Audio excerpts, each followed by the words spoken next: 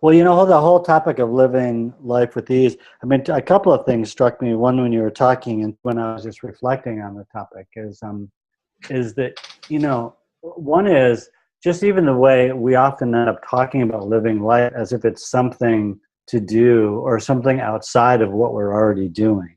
Yeah. Like we're being lived by life as opposed to we're living life.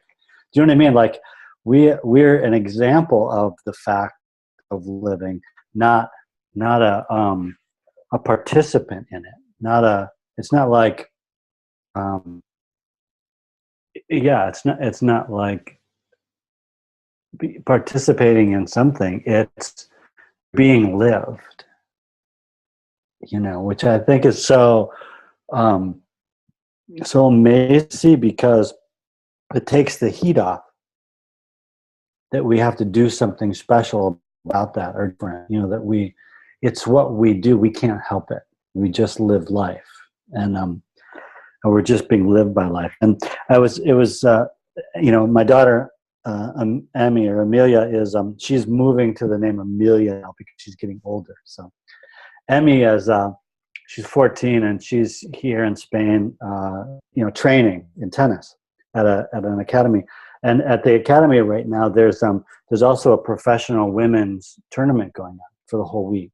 So all these women from all over, mostly Europe. I think there's one from the States, but most of them are from Europe.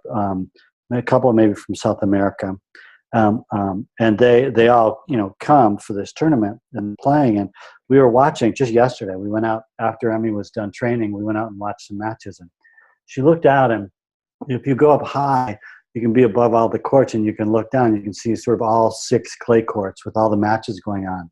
And you can see, like, without watching individually, you can sort of get a feeling for what's happening, not the score in the matches, but like feeling on the court. And we watched for a while, and she looks at me and she said something to the effect of, they don't know. They don't know. What did she say?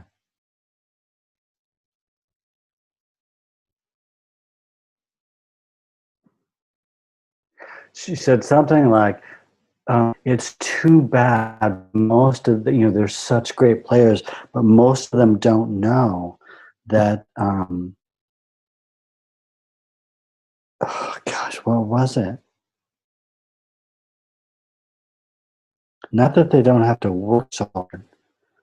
I mean, basically, what I was getting from what she was saying is how like that they don't know the impersonal nature of their experience. Mm-hmm. She said they're getting so caught up. They don't know that like doing what they're doing is the most natural thing in the world, and all they have to do is show up and play.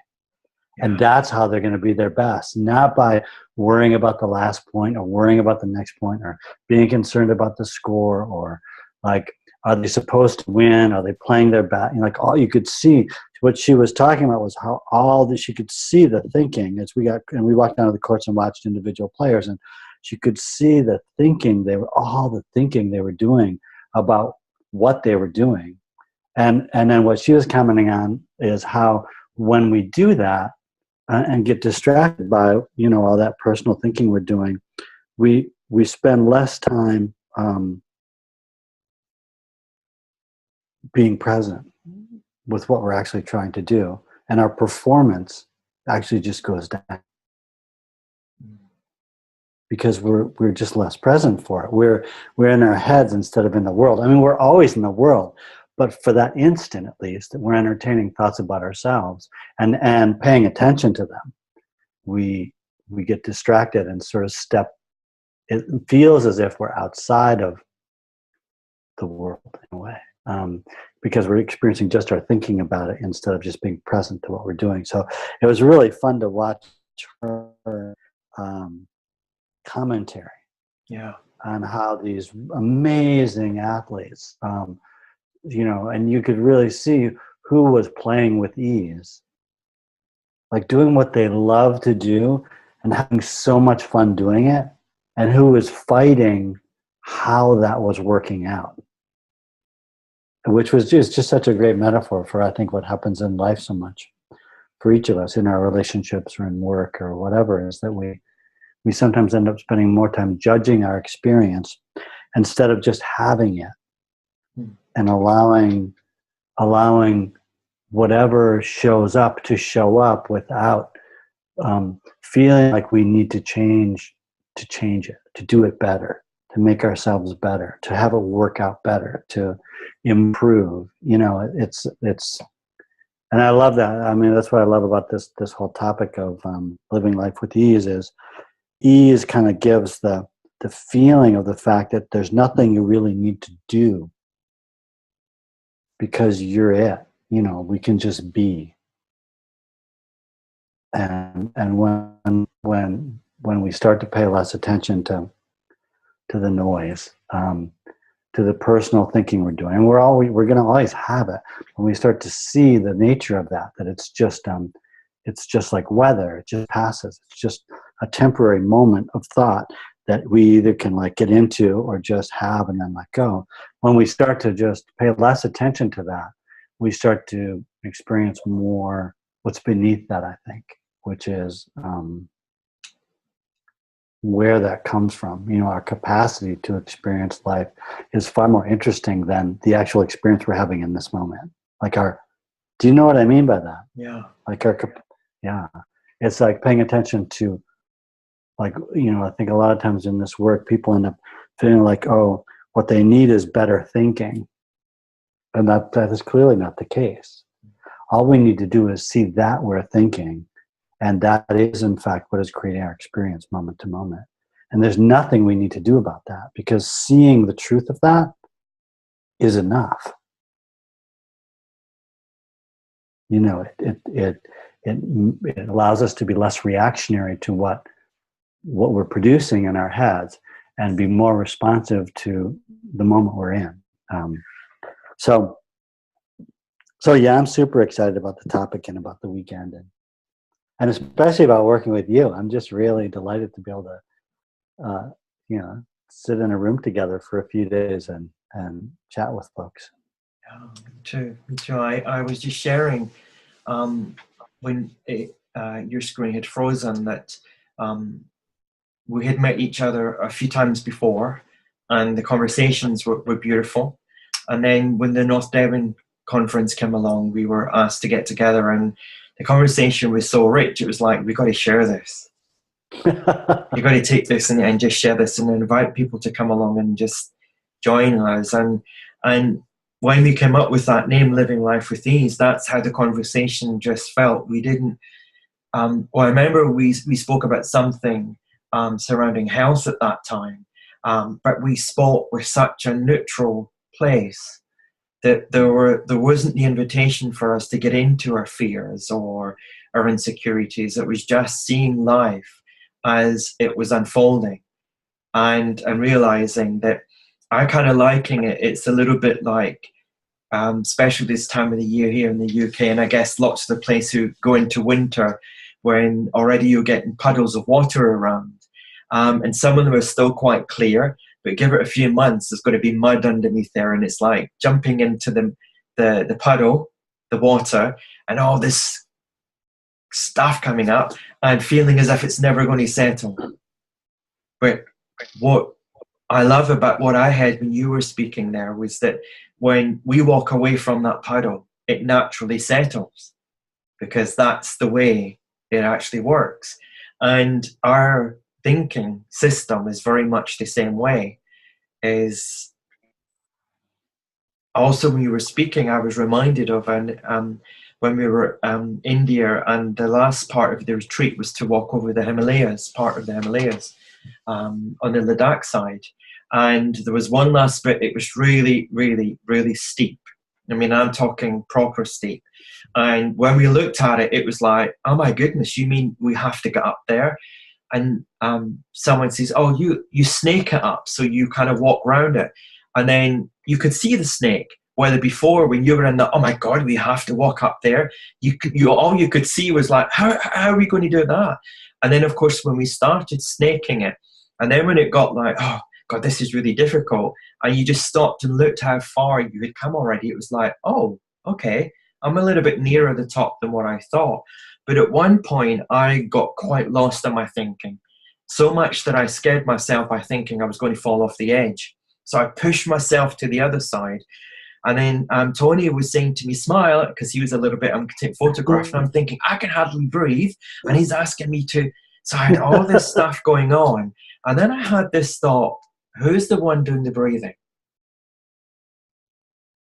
My state, my personal state, thinking it was doing the breathing, was suffering from anxiety, anxiousness, making up that I was going to fall off that side. And there's no way. And even I looked and I thought, even if I do, it's just a little bit compared to the big part. That still didn't matter. I was in the panic.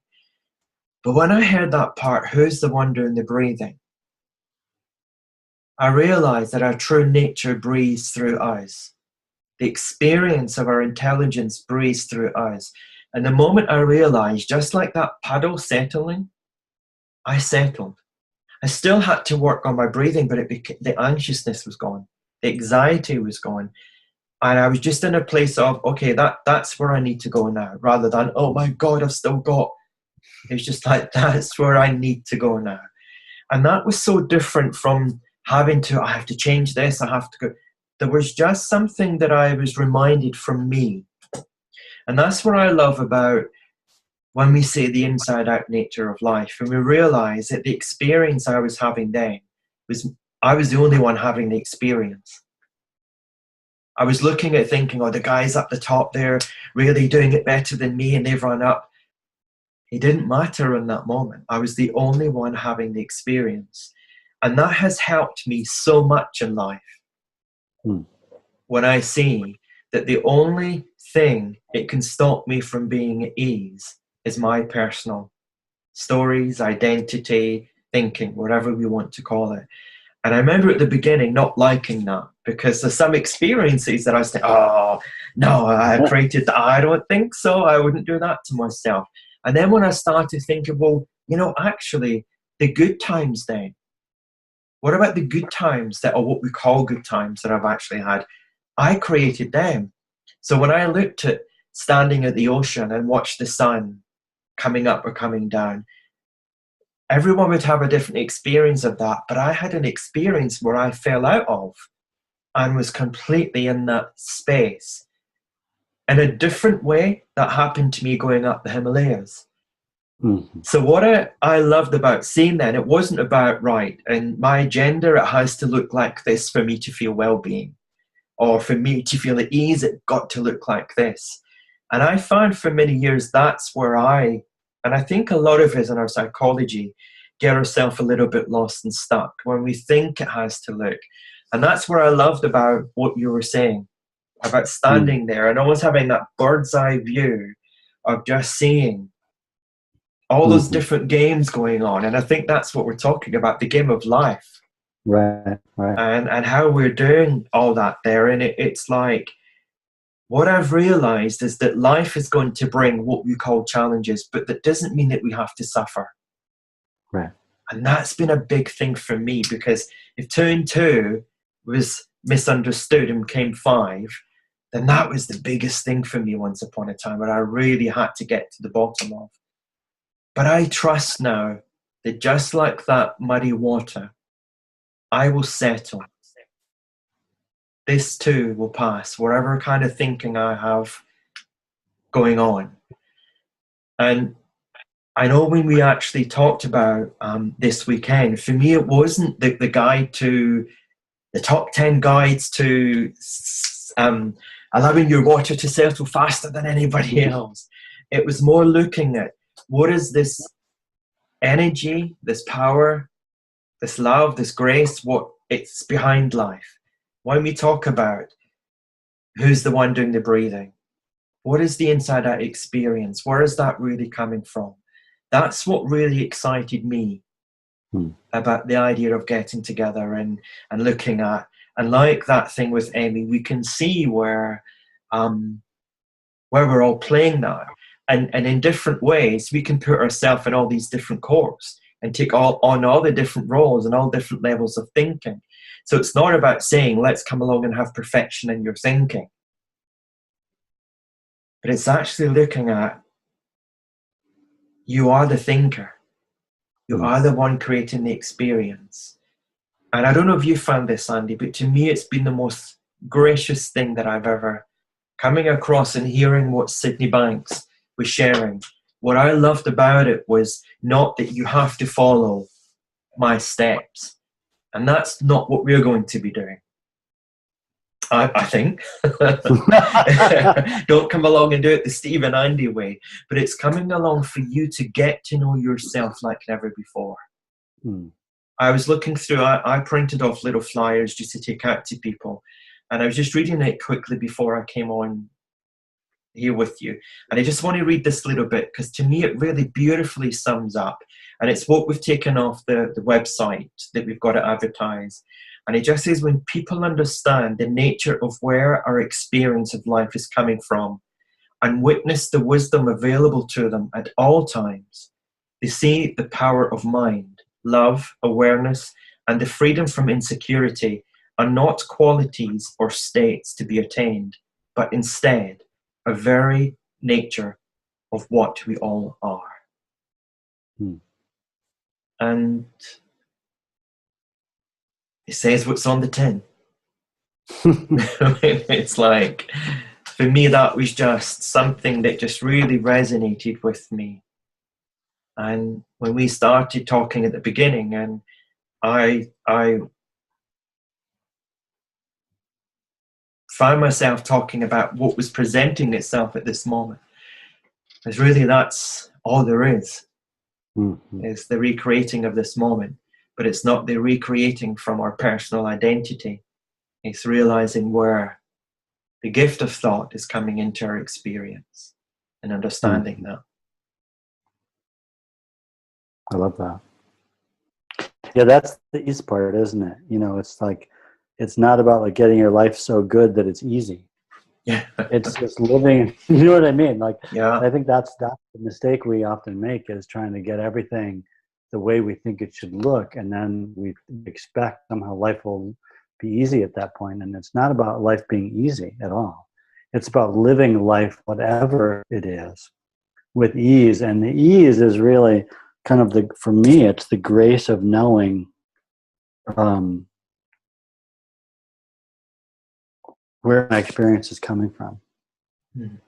That there's nothing I need to do to change that. You know, I'm reminded of a Sid quote. He wrote, at one point he said, you know, if the only thing people learned was to not be afraid of their experience, that alone would change the world. So beautiful. No, if we just stop resisting the experience we're having and just allow ourselves to have it without making more of it or less of it, without judgment, without, you know, everything we tend to throw into it, we just start to see the truth of where it's coming from. And it just takes the pressure off. You know, you don't have to, there's no winning the game of life. We're already winning it because we're playing it. You know, it's not a game you win later.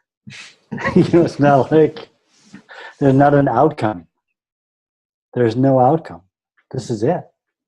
This is the gift right now. You know, we're being lived by life. And it's the easiest thing in the world because we really can't do anything about that, about being lived by life. It's just happening.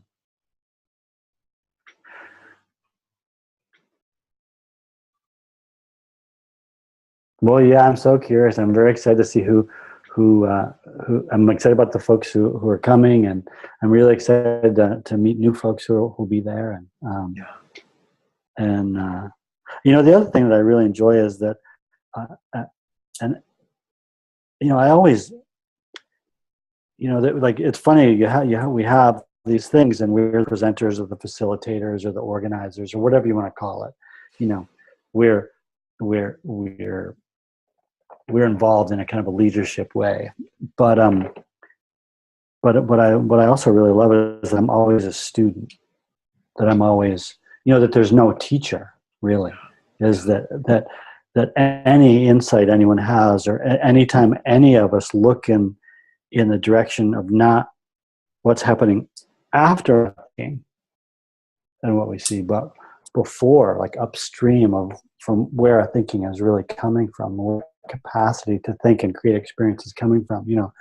The wisdom or the insight or the the intelligence of life flowing through us. When we look in that direction with each other, we just learn. We just see things that we that are helpful. And I love that about this work, is that I know absolutely I get as much from it as any other participant. Yeah. So it's kind of, not that that's selfish, but it's so neutral in that way. That the gift is looking in this direction, and we're just inviting people to do that, and sort of, helping people really see how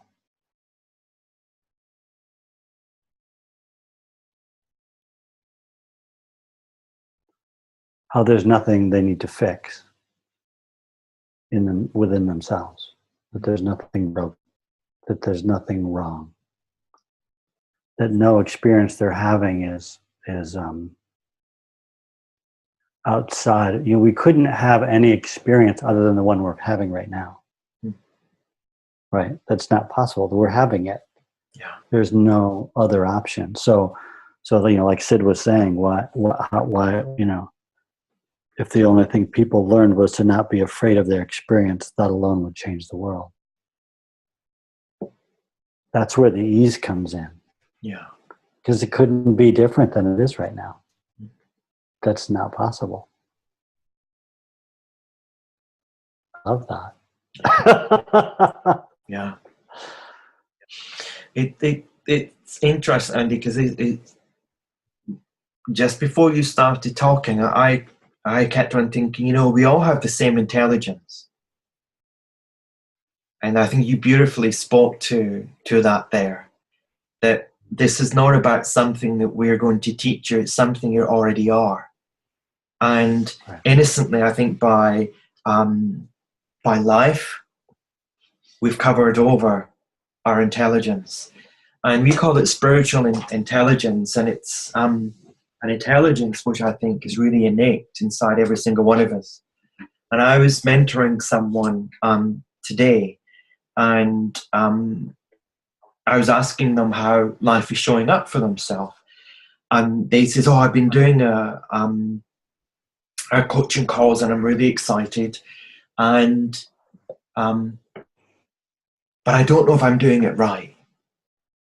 I just don't know if I'm doing it right. So I say, well, first of all, how is people coming back to you? Oh, yes, they're really loving the calls. And I says, okay, so that's really curious. So they're really loving the calls. And then I asked them to explore a little bit, just how they saw life.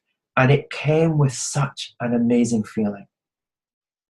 And I say to them, can I just say something to you? Have you felt how you've experienced that? There's your health. And if you're speaking to people from that space, then they're going to be feeling that regardless. And whether our ego or our intellect wants it to look a certain way, that's not what we're talking about when we're sharing. We're seeing that we all have that same wisdom inside every single one of us. We all have that same intelligence inside every single one of us. And I'd love for you to tell me more about that.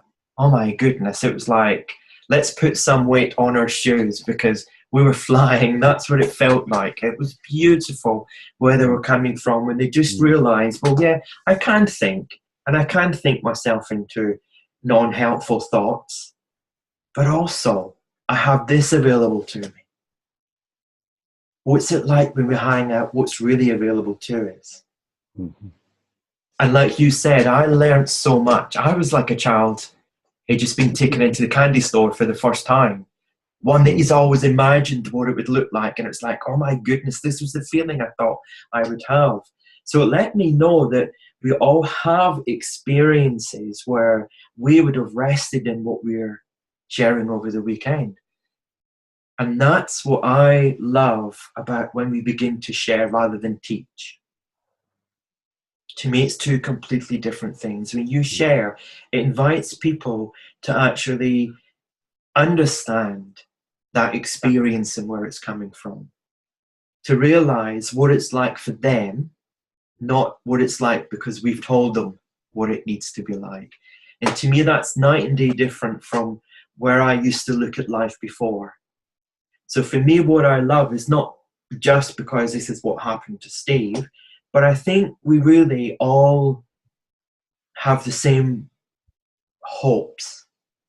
I think we all have the same wishes as one another. And I think that's when we really see that we're not that different. And that's what I love about when you get people together. Still going to be seeing life because we live in a world of separate realities. We're the only ones having our experience. But to see other people wake up to their experience is such a beautiful thing. And we can't help be touched by that. So for me, that's what I'm really looking for and forward to over this, well, 3 days, because we're doing 2 days for anyone to come along who just wants to hang out, and the third day, the practitioner day. And that's really exciting, and that we're going to be offering that to people. I'd be interested to hear your thoughts on the practitioner day.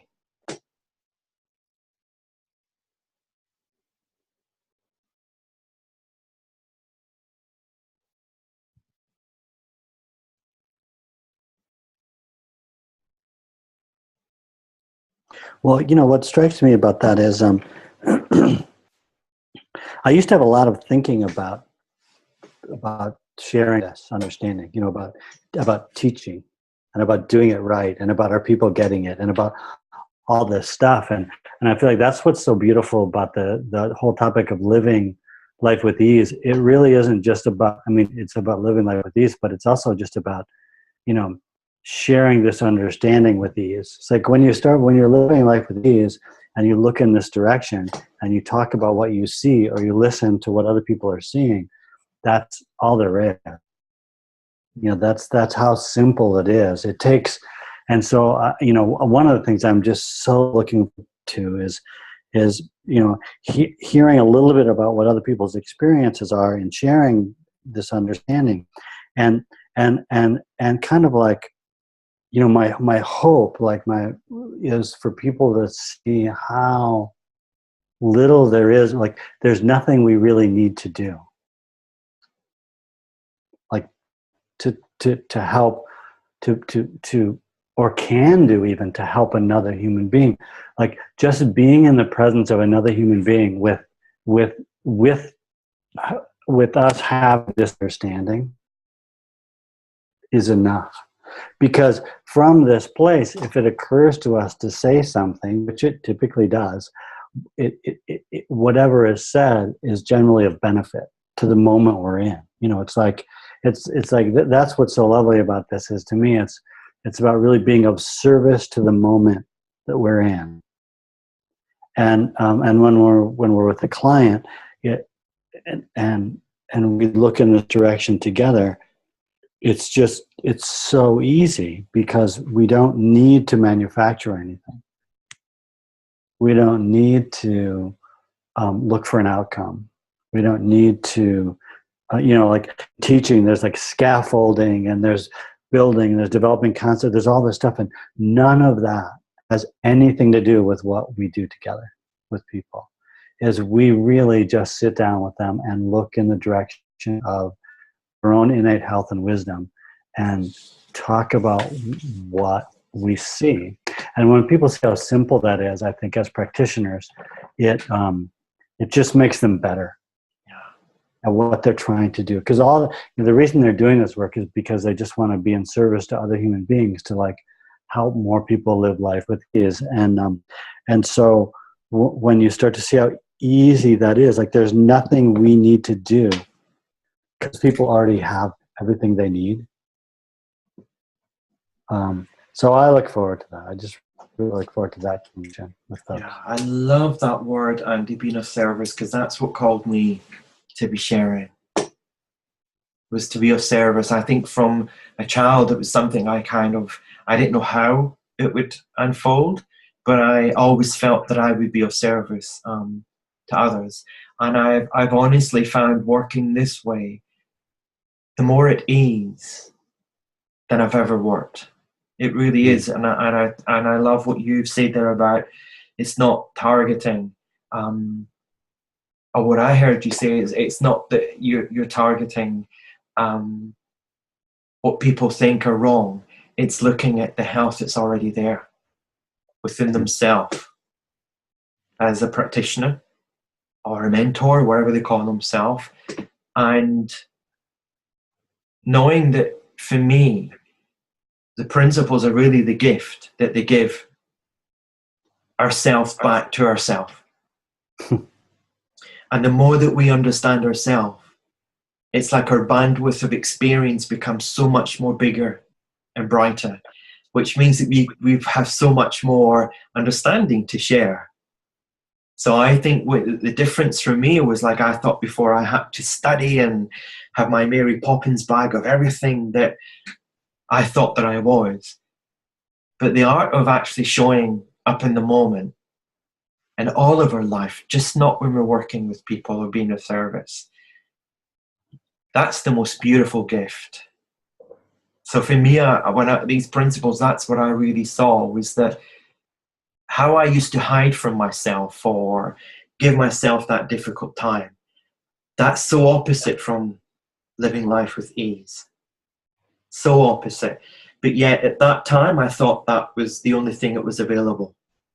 So we go with what the only thing we think is available. Right. And what I'm really excited about is that we're not going to say, well, you got to change that thinking to come on anything that we're doing. It's like you can bring all of you along and just listen and just come along and just see. That's what we've all done. And in that seeing, realize that being of service, it's self-service first. And when we work with self-service, then our natural flow of that self-service, of love, whatever we call it, is to share.